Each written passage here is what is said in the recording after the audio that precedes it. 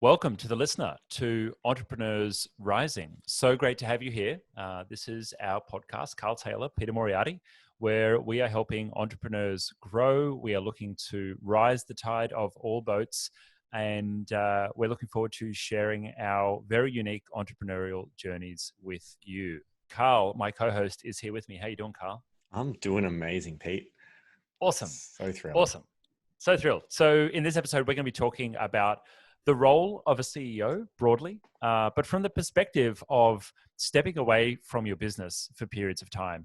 And I've got to say, this is something that I really admire about Carl. This is something that really inspires me about you, Carl, is your ability to disconnect yourself from the business. And perhaps that's related to, this is not your first business. Like, I'm still in my first significant business. It's very much attached to my ego and all of those things. But also, I think your ability to let your team do what needs to be done, and really, remove the Carl from the business. And I know that recently you removed Carl from the business for an extended period of time, and that's where I'd like to start this conversation from, because I think that's it wasn't just like a couple of weeks; it was a couple of months, Well, and it was without about 8 it was months without right warning. And it was without warning as well. There was no prep time for that. There was no, I'm going to India to find myself. It was, hey guys, I need this time. And I don't know when I'll be back. I don't know when I'm going to be back. And Carl's out. Yeah. So tell us, first of all, what started it? Why did you make this decision? And then let's go from there. All right.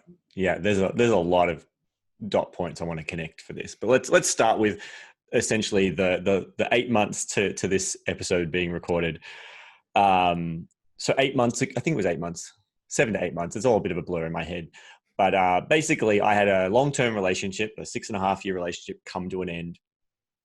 Kind of unexpectedly, to be honest. It was a bit of a shock to the system, and I was one of the first calls. You were in shock. I definitely was in shock. And I just was like, okay, I need to, when it happened and it kind of is like, all right, this is actually happening. It was like, okay, I need some time and space. I just got to heal and work on me. I just got to go, okay, work through this. And there were a number of questions in my head. There were questions in my head like, am I okay with this? Do I want to try and fight for her? Do I want to try and keep the relationship? Like, there were all these thoughts in my head that I just was like, I need to figure this out. And so I just said to my team, I said, hey guys, here's what's happened. And I just need some time and space. I'm just going to disconnect. I'm going to Thailand, and don't expect to reach me. I mean, you might be able to reach me a couple of times, but in general, you should assume if you send me a message that you won't get a response. Wow. I trust you. I know that you guys have got this sorted. And look, if there's anything major, how, you can hit me up on Voxer. There's ways you can make it aware that you really desperately need me. But I'm just telling you, I'm going to be gone for a few weeks. And that's what I said. It was just a few weeks initially. That's all I thought. Every one of my control freak bones is tingling right now. And so I did. I stopped attending the team meetings. I still had Slack on my phone, but yeah, I didn't go to any team meetings. And I went off to Thailand and hung out with a friend over there. And then a few other friends came and joined us, which was great. And I just really focused on being present. I started listening to a lot more audiobooks and really just was working on me, and ticking things off my bucket list was another big thing that I started doing. I started going, okay, well, what else can I do outside of the business? What had I been putting off in my relationship? And it was a lot of the bucket list. So I just started ticking that off.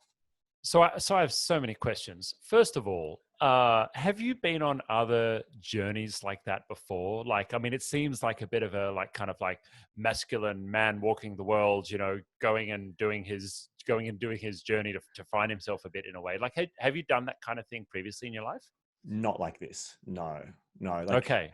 I actually, on my flight to, it might have been to Thailand. It was on my flight somewhere. I read a book that a friend had recommended to me, and it was quite a religious book, and I'm not a religious man. But in this book, he kind of talked about the idea of, every man has a point where they kind of get put on this this journey, this I'm forgetting the word. There's a word that they label it, and I cannot remember it, for the initiation. It's an initiation. Every man goes through an initiation. I remember reading that and just going, that's exactly what I'm on right now. This is my initiation. This is the universe, God, whatever you want to call it. This is it saying, here's your initiation. This is where you're going to figure this thing out, really integrate a lot of stuff.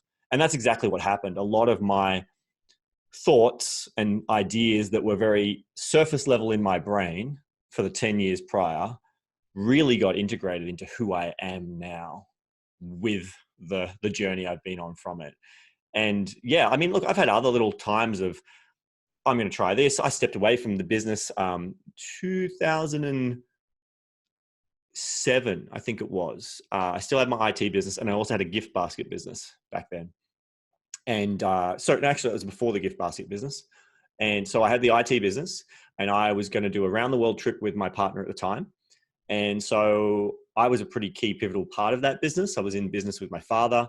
We had one full-time employee, I think, from memory at that stage.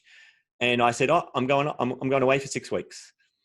And, the business did okay. But if you asked my dad, he would tell you a very different story. It was a very stressful period for him. Well, that's exactly what I'm curious about. So you step away from the business, like what were the things that you were doing day to day that may or may not have been done in the business? Like, is there anything you were doing day to day, or were you already in a space where it didn't actually matter if you showed up or not?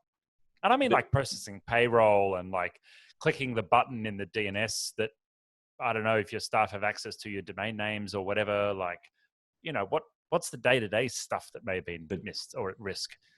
Yeah. So that's actually a good point. So I still was processing, I still do process payroll. So even with that 8 months off, I was still the one that was like, had to do the bank transfers. So that was once a month, send some bank but transfers. You're not showing up to meetings. No. You're not solving problems for people. No. You're not providing strategic direction. Nope. Wow. Because like so what happened? Tell us. So in general, things were and have been fine. I mean, why is it extended to 8 months? Is because after about probably a month and a half, it was like, oh, doesn't look like they really need me. Actually, this is going okay. So why reinstall myself if I'm not needed? So the first month we actually grew, income grew, profits grew, and I was like, wow, this is amazing. Like, I'm away and there's, profits and revenue have gone up. This is amazing. Over the first 3 months, the quarter of that, the first month went up, and then the next 2 months were contractions. We had higher churn, more people. We're a subscription, so churn means people have left the subscription. So our churn went up. Our number of new members continued to be the same, but we had a bigger spike in churn. So when that got reported to me, so that was the main thing. I was still getting reports from my ops manager saying, here's what's going on. Here's the report from our team meetings. I was able to at least ask the question and say, hey, I noticed that churn's really going up a lot. Like, what's going on? And so just asking that question, my ops manager would go off and do whatever, and she'd come back and go, here's what we've talked about. And I still remember, I can't remember how many months in it was, but I remember I had the biggest smile on my face. One day I checked Slack. So if you're not sure when I keep talking about Slack, it's like a chat tool that we use internally. It's our office. It's how we communicate with the entire team. And there was a message from the ops manager saying, hey, we just ran a leadership team meeting, and we were discussing the problems that we're having. And I just want to share with you our short-term, medium-term, and long-term goals that we've come up with on how we're going to solve it. Wow. And awesome. I remember just reading that and then reading the plan they had. And I just had the biggest grin on my face, just going, how freaking cool is this? I'm not even there. All I did was ask a question to highlight a problem that I could see that maybe they hadn't noticed, maybe they had. And then they're working together to go, all right, how we're going to fix it. And not just how we're going to fix it with a Band-Aid, but short-term, medium-term, long-term, here's what we're going to do. And I had, so much gratitude and to have that situation. But that's, I think that, we talked about what is the role of a CEO? What is the role of a leader? I truly believe that when you're at the position where you are the leader in your business, you're no longer an operator. You have zero involvement in the day-to-day. Your value comes from asking questions and making decisions. That's it. I agree. That's it. I agree strongly. Asking questions, making decisions. Now, some people would go, well, how many hours do you work? To ask good questions and make decisions, I might do a year's worth and earn my keep, my salary, my everything by just making 2 or 3 really great decisions in a year, right?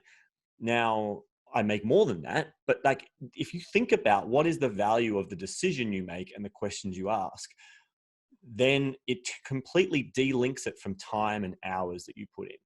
Because that was the thing I struggled with was, am I lazy? Am I, there was guilt around like, I've got my team working hard, like, and I feel like I'm not working that hard. Like, is that unfair on them? What's going on? And I really had to dig deep on that because I was truly having feelings of guilt. And I see you nodding along, like maybe you feel the same. And it was only when I truly accepted that the value I bring has zero to do with how much time I implement and invest, and all to do with the quality of the questions and the quality of the decisions I make. And that can be done from anywhere, can be done sometimes just over a quick message of voice or Slack. And actually, the better state my head is in, the better, more peaceful and centered I am, the better quality my decisions and my questions are going to be. So actually, the less I work and the less stressed state I'm in, the more value I actually bring to the business. I think this is probably one of the biggest fears for a business owner, full stop. And to the listener, I want to take you on a little journey. I want you to imagine it's 11 a.m. on a Tuesday. Your whole team is busy. And you get in the car and you drive to the movies and you go and watch a movie. and everyone just has all this fear rush up through their body, right? That kind of freedom and that kind of discipline to say, I will not be chained to my business, takes sometimes years of unwinding. I mean, it took me years to unwind that. And I'm still uncomfortable with it. I still have a bit of that anxiety of like, oh, got to check Hangouts, see what messages might have come through from the team. I rarely work Mondays or Fridays at the moment. I'm down in a pretty solid routine for myself, which is Tuesday, Wednesday, Thursday. And that's working well for me right now. That'll, I'm sure, modify and change. But for this business, that works well. But I just want to put so much weight behind what you've said, Carl, is that your responsibility is to make good decisions, ask good questions as well. There's one thing that I want to ask, though, which always comes to mind for me, and that's that where is the role of strategy and strategic direction? I understand, and we're both big fans of the book, The Great Game of Business, Yes. Putting the responsibility of the business and the finances and fixing stuff in the hands of everyone and then rewarding everyone when the business does well. So we both have full open book management. If you haven't read that book before, The Great Game of Business, great book. But I'm curious, Carl, like surely the CEO has to bring some strategy to the table. What are your thoughts on that? And I agree. Yeah. And that's a distinction. Like I have this kind of model and framework I talk about the entrepreneur journey and the different phases you go through, from self-employed to manager to leader to investor. And that's one of the key distinctions between investor and leader. If you're a leader, you are the strategic visionary. You're still the one who is leading. So the CEO role. Right, exactly. You're wearing the hat of CEO. You're wearing the hat of CEO. You're the one that is ultimately making those strategic decisions. Even if the team are coming up with the strategy and they are maybe empowered to certain things, there are still going to be certain things that either you override or you need to be briefed on before, and you make the final call on. So overall, I'm still the one looking at the overall marketplace of where Automation Agency is. I'm looking at our competitors. I'm still aware of what's changing. I still talk to customers, not because, I need to, but just because, well, one, I go to a lot of the events that my customers are at, right? And I'm constantly still within the digital marketing world. I'm still personally fascinated by it. So I love to go and learn and see what the latest things are. And so because of that, I have my ear to the ground about how the market is shifting. And so I'm still in certain communities, but to me, that doesn't feel like work. because it's really, I'm there for personal growth and learning for myself. It just happens to have the side effect of this is useful for my strategic decision making in my business. But yes, the role of strategic direction still comes from me. I have yet to, I guess, me build my own confidence and trust to bring in outside CEO. And that's the thing at the moment, at least, I feel like if I was to do that, it would need to be an outside CEO. And that kind of scares me because all of my top level managers, all of my like leadership team have grown from within. They've come on a journey from a lower level and they've come up, which means they have my culture. They have those things. I know in corporate, it's big and usual to just bring in an external CEO. That's kind of scares the shit out of me a little bit. Not in small business land. It doesn't really work like that. The culture's too ingrained. I mean, I've had successful executives join the business through acquisition recently. That's worked well for us. And so I think like anything in business, you start with dating and then you move to engagement and then you get married, right? Like you don't just like put up an ad on Seek looking for a kick-ass CEO, come and run the business. Here's the keys. There you go. Some people would. Some people would. And look, some people have put on like a general manager in that way. I think for both of us, culture is really important. And, and we care less about, just the dollars at the end of the day. We really both care about contribution. And I'm sure we'll cover that in depth in an upcoming episode on, around motivation. But that's interesting. Now, I want to kind of circle back a little bit. Would you say, that CEO role? And by the way, I think you're a bit further developed in your founder entrepreneur kind of skills, or let's say founder entrepreneur energy, and the difference between that energy and like the CEO energy. For me, it's kind of like it's a new thing to be stepping out of the business and managing other investments and managing other initiatives and businesses outside of my main. That's the new thing. I'm still developing that. I think you kind of float in and out of those different modes well. But I'm curious, in that period when you were out, you mentioned your operations manager was, doing a bit of feedback back and forward with you. Would you say that she took on like an interim CEO role, or was it just a complete democracy between your leadership team and they just all worked it out together? Like, did a leader emerge, or was it everyone just kind of working it out? We very much have a culture of everyone contribute. Like that's very much part of our DNA and culture. Like even for me, even if I've got an idea, I will never just come in and go, hey, here's what we're doing, guys. Even if I've made the decision internally in my own head, I got to get buy-in. I got to get buy-in. Exactly. So I'll come in and go, hey guys, like here's the problem I'm trying to solve. Anyone have any solutions? And see if anyone, because sometimes they'll have a better idea than I would anyway. And then I'll show mine. We'll go, here's something I'm thinking about. What are your thoughts? What do what could we do better? Or do you like that? What have I not thought about? What are the challenges? So I've built a lot of that culture. Now our ops manager, Riza, she very much kind of took that leadership role because she got given that, she was originally our HR manager. She was head of team development. And then it was probably only like 3 or 4 months before the breakup happened, I promoted her into the operations manager role. It was still a fairly new role for her. And, but I could see that she had that entrepreneurial flair. She had the hunger. Like she was on her own time outside of working hours. She was going and putting herself through marketing courses. She was actively looking to consume and learn and grow. And it was like, okay, this is someone that I want to nurture and develop, and she can bring a lot of value, and I can continue to support her. And we had a conversation, even her and I, where, I said, I could see one day you'll go out there and run your own business. And I said to her, I said, look, and I fully support that if you choose to do that. But I'd really love to continue to work with you. So even if you choose to go and do your own business, I would love to either be an investor or somehow involved. And she came back to me. She said, yeah, you know what, Carl, I can see that, but I think I'd do a lot better and we'd get a lot further if we just work together. And that was when I was like, okay, operations manager material right here. And it sounds like a strong integrator role. Totally. Very strong on the integrator. And that was a pivotal thing of going, okay, so she did have and does have full authority to make any operational decisions around who should get refunds, clients, do we sell this? Do we not sell that? Like she was able to handle all client complaints between her and the client experience team. Client experience team knew, don't come to Carl with, there's this client who's unhappy, go to Riser and talk, and she'll make the decision about what she'll do, what she won't. And one of the things, I had an early conversation with my management team when I first kind of built the management team. I remember saying to them, I said, look, guys, I want you to make decisions. I don't want you to run everything past me.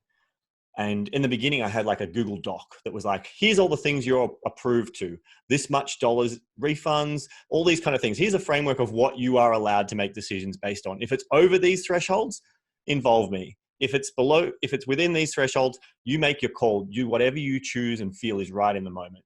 And I said to them, system. Don't be afraid of making a bad decision, because if you make a decision that I won't agree with, I will back you no matter what. Yeah. Right. You make a decision that even if I wouldn't have made that same decision, I will stand by you. I will back you. I will stick up for you if a client or supplier or whoever is not, or a staff member is not happy. I will come to bat for you because I'll stand by your decision. And then we can debrief and we can look at the learning opportunities and we can talk about how in the future you might make a different type of decision. But I will never vilify you for the decision you made. Yeah, I only get pissy when bad decisions are repeated. Yes, totally. No learnings have occurred. Or just the learnings are slow and expensive at times. Yeah. Well, and look, I mean, that's true, right? Like sometimes these decisions are very costly and expensive, like thousands and thousands of dollars. I've had decisions. There's decisions that have been made that you're like, oh, that was not great, but you should put that in the framework, Carl. No decisions that will cost me more than $5,000. But they don't always know. They don't always know what it's going to cost. Right? That's the joke, Carl. Okay.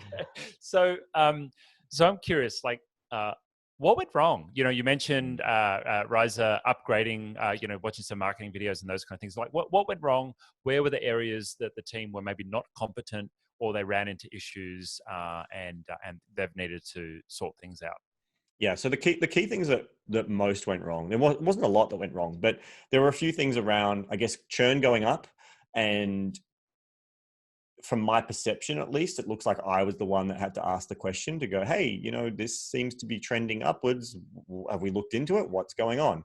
Right. So there was like financial oversight. So no one else noticed and asked. Well, and they knew they report on the numbers every week, right? Like they know that it's happening, but it appears, at least to me, that no one stopped and said, hey guys, this looks like a concerning trend. What are we looking into to fix it? Maybe we should do something about this. Yeah. So there was that. So realizing that there was no one kind of going, hey, hold on a second, that looks like a red flag. But some of that comes from experience. People like you and I only know that it's a bad trend because of our experience. Others they just might look at it and go, well, the number's just gone up a couple of people. Yeah, that's not a big deal. They're not aware of the trajectory and where that could head. I guess the one thing that we care about is the overall health of the organization. Yes. And so active customer numbers is our number one number. Like that's what we're looking at every single day. For someone else, they might not be looking at that every single day. But for us, that's like, okay, if enough customers go down, we die. Everyone's out of business. I mean, it's a bit dramatic, but you get the idea, right? Yeah. Well, but I tell them that I paint the picture. I go, guys, the reason the business needs to continue to at least, continue to stay stable, if not be growing is ideal, is that you want to keep your job. I want to keep you employed. I want you to continue to earn money. And to happen, the business has to continue to be profitable, because if the business is not profitable, working. What's the point of me running the business, Yeah. And you'll get into the not-for-profit space. But and I remember the first time I had that conversation with the team, I was shit scared. I was so scared that they were not going to get it. But really, they got it. And it definitely, that was a start of some of the shifts culturally of at least in the management team and leadership team, really starting to go, yeah, actually guys, like we need to be on top of these things. We need to try and implement these things. We need to improve these things, because we all want job security. We all want to stay employed. We also want to get pay rises. Well, for pay rises, that means there needs to be increases in profit for there to be money to give you a pay rise. Right? Like the things that you and I as business owners think about, the team don't always think about these things. And I think it's very easy as business owners to get frustrated going, oh, that employee or that team member just feels, they're just so needy, or they just want this, but they don't have the bigger picture. Most employees think that the owner is killing it financially, absolutely making a cream, and they're greedy. Some of them would think they're greedy and they're making all this money. I remember when I ran through using a packet of chips, actually is what we used. I used the packet of chips to show this is all the revenue we collect, and then slowly took little bits of the packets of chip away of here's then cost of goods, and here's staff, and then here's marketing expense, and then, okay, here's profit left over. And then we got the tax man who takes profit. And then all that was left was a few crumbs. And literally, I remember one of my team members said, but there's so little left. I'm like, yep, that's exactly how it works. Yeah, wow. So, okay, I've got about 3 questions that I want to ask you. All right, so I'm back into question mode, and I'm going to need succinct answers right. because the episode time is starting to get to the close. Right. So something you shared with me a couple of years ago was that you shared with your team that the salary you were earning was, in your opinion, below the market salary for someone in your position. And so that was a reason why the business needed to grow and why it was everyone's responsibility, because you needed to be fairly compensated, right? I loved that. And I shared that with my team at the time. And then something you shared, I think it was last year, was that you had reached your income goal from the business. And so there was therefore no more motivation for you to grow the business anymore. And so if those in the business wanted to have more contribution, have more salaries for everyone, have greater impact, then it was everyone's responsibility to make that happen. And I shared that with my team, over the course of us having those conversations. And those were 2 really powerful things. Number one, that my salary was less than a market salary for the position that I was in. And then number 2, basically the kind of like I quit speech. Like, look, I'm happy with my income. Yes, below market, but I'm also happy with it. I have no motivation to grow this anymore. But switching to more of a contribution type mindset, which thank you for leading. That was, really, really cool for me personally. Me being able to say to the team, hey, look, we can affect more people, we can do more, we can employ more people, we can change more lives inside and outside our business, but it's going to require making more money. Anyway, that's not my question. My question is, what the hell did your customers think? You left the business, you're posting on Facebook about, hey, Carl's out of the business. Like, what happened there? Because I know there's like 1 or 2 stories, and I want to hear how that went, because that's another fear of mine, and I like to be liked. I like to, be in good standing. I like to have a good image. And I think it would kill me to actually post on Facebook, like, I've been out of the business for 2 months. Yeah, like that. I didn't really think about that strategically too much, because I am connected on Facebook with a lot of clients. And in particular, there was one client who reached out and they were not happy. They were having some problems in the business. They were feeling not looked after. And then they see problems me with your delivery, not problems in their own business. Correct. Yeah. Problems in the delivery of our service to them. And they saw me posting on all my like ticking off bucket lists and travel and looking like I'm doing no work, because the honest truth is I wasn't. And they were like, the CEO doesn't care, like the business is going downhill. They actually even asked me, had I sold the business? The message they sent me was like, have you sold the business? Because it seems like you don't care, and it seems like it's all gone downhill.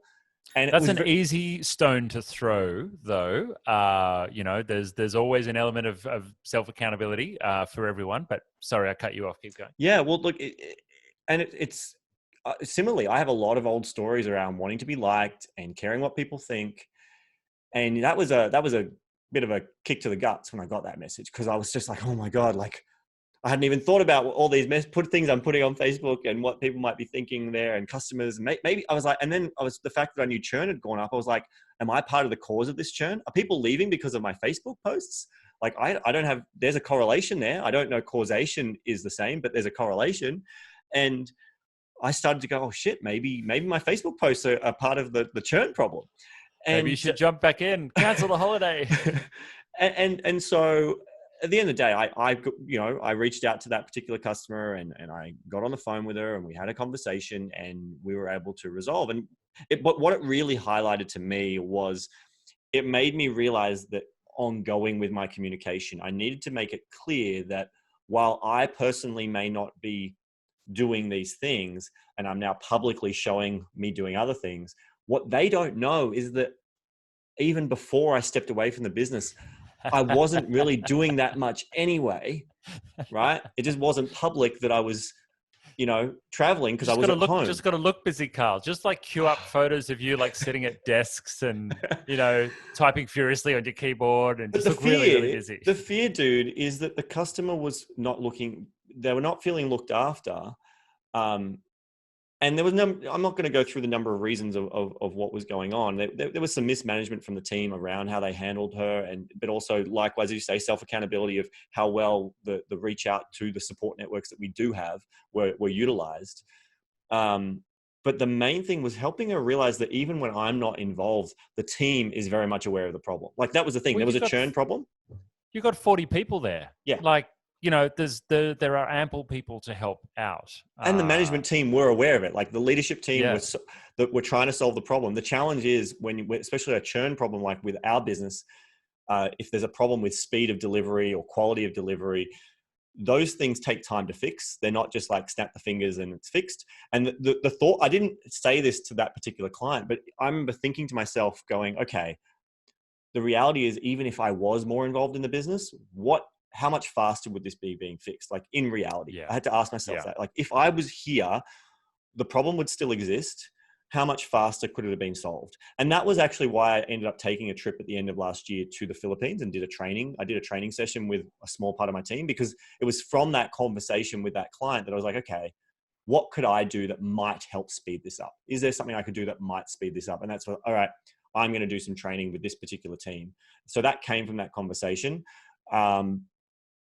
But in general, it really, most clients didn't seem to notice. I actually had another client come up to me at an event and he said to me, he goes, oh, I've seen you've been traveling, you've been doing all these things. Like I haven't even noticed a glitch at all with the business. Like I wouldn't have known that you've been stepped away. Like it's amazing. Because actually I'd been interviewed. I spoke at that event and I shared about what had been going on. And he said to me, I had no idea. It was not obvious in the delivery of your service at all. And so there's these contrasts. So absolutely. So you said you had 3 questions. Oh yeah, I've got more. So I think on that note on the getting support, for those that are in service businesses, to the listener, if you're running a service business, you would know the trap of being available to your customers, giving out your mobile number, personal email address, all of those kind of things. Well, that is a journey in itself. There's an episode yourself right there. There's a whole episode, and we will do that episode for you because we've both removed ourselves as the go-to person from businesses that are still built on our personal brand. Let's be real, and that is definitely important to have a personal brand-led business. I mean, well, it's helpful for your marketing. It doesn't have to be everything, but it certainly helps move things along. But it's very interesting. I always think of the analogy, like if a customer calls my mobile and leaves a voicemail on my mobile, and I don't check my mobile for 3 hours, but they could have called the help desk or messaged the live chat and gone to my support team. Like, what is a better experience for the customer? And so I'm giving the customer a disservice by giving them access to me and some subconscious promise, underhanded promise that I'm actually going to be available to them. But anyway, I think we've covered the customer piece. It's interesting to see that. It's great to see that you were able to resolve that. I think the difference here is you don't have to be reactionarily, I don't know if that's a word, available to customers, but it is your responsibility to lead the architecture of customers getting good service. Yes. Those are 2 different things. Responding to things not going well, that needs to be someone's job, but also architecting the service so that it's actually delivered effectively and customers have the feedback channels and customers have ways of getting things resolved, and you have a resolution process internally so that things work. Like, that is the responsibility. Now, you don't have to build it yourself as the CEO, but you have to make sure that happens in your business. Yes. And so if, to the listener, you are having a lot of escalations, we call them in the IT world, that are coming to you. If you're getting customers that are emailing you saying, hey, what's happening with my project? If you've got customers hitting you up on Facebook saying, hey, what's going on? And neither Carl nor I are immune to those things. They come through thick and fast every week, and that's fine. But you need to have a process for dealing with those. And if you are getting them it means that somewhere along the line of your process of delivery, things are not being managed well. But I have one more question for you, Carl. If someone is interested in taking extended leave for their business, or just just moving that seesaw a little bit in the right direction of more time freedom, like what things do you have to have in place in the business? Like what are the keys that you have to architect or build or have in place in the business to actually be able to do that? So you've got to have documented processes, like that, hands down. Like the core delivery of what you do, customer service, like escalations. Because yeah, if you want to, like, I mean, really, it comes down, I guess, where you're at in your business at the time. So a simple thing you could do is get a sheet of paper and just list down every single thing that you do right now, whether you like it or not. Like, what are all the things in a typical week or month? Or like, if you said, I'm going to go away for a month, what are all the things that you would potentially be missing that you would normally do? And then do you have a documented process so someone else could do it? Do you have a person whose role it is to do that? Do you have to hire them, or could someone existing take on that role? Now you've got the process. And some of them, though, maybe you don't even need to do, right? Like maybe you're just doing it and it doesn't need to be done. And so that's really getting clear, I guess, vision on what you're going to be needed if you're going to take more time off. Like, let's say, even if you started with, instead of taking weeks off, you just go, I'm going to take Mondays off. Well, what do you typically do on a Monday? And are all those things someone else could do, or could technology do? I'm a big believer in automation. And to me, automation is about technology and it's about team, right? Some people think of automation and they just think of tech. That's all they think. And I used to be like that. I think of automation as just me not doing it. And that can be tech, or it can be team, can be people automation as well. So it's really about installing automation is what you need to do. You very much need to install some automation in your business. And then that comes down to training the team. That comes down to having good documented processes. It has the right people doing certain roles and knowing what to do. And then if you're more at the level where the things you're doing is decision making, well, then you need to have those kind of documented processes and guidance of what they're, and have the conversation with various team members about what they're authorized to make decisions on. Give them, because sometimes I think it's easy as a business owner to go, why aren't they making the decision? I'm frustrated.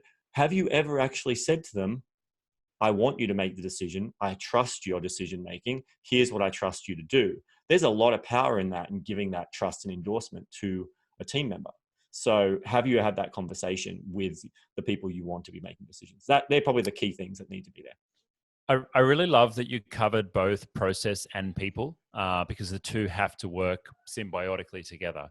Part of it is, yes, absolutely documenting the process, but also and maybe it is still process, but having processes, frameworks, and an environment in place that allows people to make good decisions and to solve problems. There's a couple of things I want to add a bit of color to, my own little bit of color. Tim Please Ferriss has a really good framework for this in the 4-Hour Workweek, which is doing a task audit, which is what you mentioned, writing down all the things that you're doing. Tim Ferriss's framework is, next to each one, write down automate, delegate, or delete. And that's really cool. So once you've done that list of tasks, you can either automate with people or technology. Delegate or delete is just stop doing them. Some things we just don't need to do anymore. And if you're interested in doing a task audit, one of the apps that I really love is called rescuetime.com. And what that does, it throws a little app on your computer, tracks what you do all week. And at the end of the week, it lets you know where you spent your time. So it might be 4 hours on email. It might be 10 hours on Facebook. It's quite confronting the first few weeks that it runs. And I've been using that little app for about 8 years. Every Monday sends me a report on my week.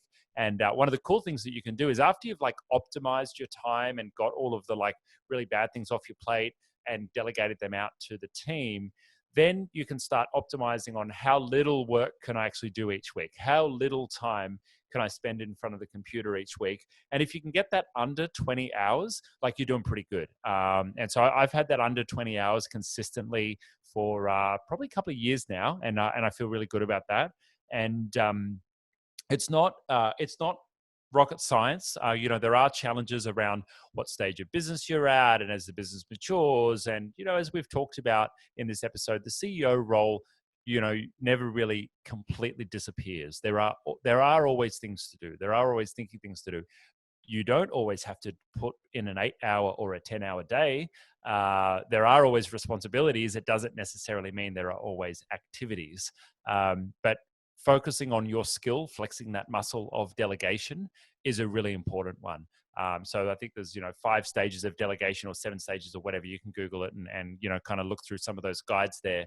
But being good at that process, as Carl said, if you have a framework that you can create, which is like, hey, I want you to do this thing for me and I want you to make the decision. There's a process of getting there. The first is, all right, this is how I do it. You can watch me. The next one is, okay, we'll do it together or collaboratively. The next stage is you do it and I'll observe. And the final stage is, you just do it and just send me reports and just, kind of let me know that it's done. Maybe level 6 is like, I don't even have to think about it anymore because it is just done. And so that's a process of getting good at that. And I think that's probably the number one job of the entrepreneur as your business grows and scales and you add more resources, if that's what you need to make more things happen, is just continually taking off those hats. Hat after hat after hat after hat is being taken off until eventually you kind of end up as a, like a board member, advisor, advising, and then, potentially you put in that CEO, right?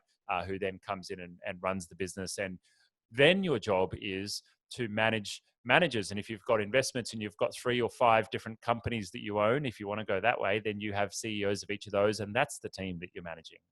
If you enjoy leadership, and many people, didn't necessarily have leadership as their top 10 jobs I want to do when I grow up.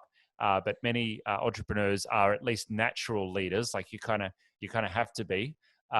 Then you've got that skill of leading, and that's what you got to do. You've got to lead. You got to step up, and I think there's honor in that. It's worth mentioning that leadership is a skill, meaning it can be learned. It right? Absolutely can be learned and improved, and it should be improved. Yeah, when you get to that stage, especially where you now have managers in place, it is now about leading and really ensuring that because there's a difference between leadership and management. I think it's really important if you're not aware. Yeah. Like when I realized that I'm a great leader and I'm a terrible manager, life got a lot easier because it meant that I knew that I needed someone else or other people who could manage people. Like I have a team of 40, but I only really deal regularly with about 3 people. And then my bigger leadership team, which is about 6, 7 people once a week. But like day to day, if I'm talking to someone, it's really a combination of 3 people who are either on my client experience team or my operations manager. That's who I interface with. The rest of the team has got others who are communicating with them and they're managing them and when I do meet with the bigger team, all I'm really doing is leading, inspiring, connecting, and getting to know them as a person and helping them feel valued. And how can we as a business support them? Like I'm not concerned on did they click this button and how are they performing in their KPI on their role. They've got other leaders who are managers responsible for that. So if you think that I'm not a good leader, you can learn those skills. I was not born a good leader in my opinion, but it's something that you develop and learn over time. And if you find that you're better at managing rather than leading, own that. Or if you realize you're a better leader and not a good manager, own that as well. Just have the self-awareness to know what you're good at and what you're not. And don't try and fix your weaknesses. There's a lot of people who talk about fix your weaknesses. I think that's stupid. Like play to your strengths and hire other people whose strengths are your weaknesses. Pay attention whether it truly is a weakness, but I don't know, it doesn't make sense to me to go and try and improve something that I'm not great at rather than maximize something I'm already good at. Yeah, I think that's probably a nice spot to end. I've got a really quick final thought, and that is know what fires are okay to let burn. It's an important quality. If you're, trying to completely control everything, you'll never have the bandwidth to actually do that leadership piece. And you'll never allow people to have their own lessons and everything else as well. But we've got to wrap this episode, so we'll leave it there, short and sweet. Carl, this has been really awesome. I've enjoyed sharing this. Do you have any final thoughts you want to share before we wrap up? No, man. I love that quote of know the fires to let burn. I think that is a really important point, is to be okay with the fact that there will be fires still burning, and that's making those strategic decisions about where do you focus your attention. and realizing that the value of your attention is a currency in itself, and you want to not waste that and spend that wrongly. So that's my wrap up. Oh, that's powerful. That's awesome. Okay, all the show notes will be available on rising.show. Thank you so much for joining in to the listener. We appreciate your investment of your time. I hope this will bring you ROI many times over, and we look forward to having you along for another session. Is that a wrap, Carl? It's totally a wrap. Ciao, guys. See you later.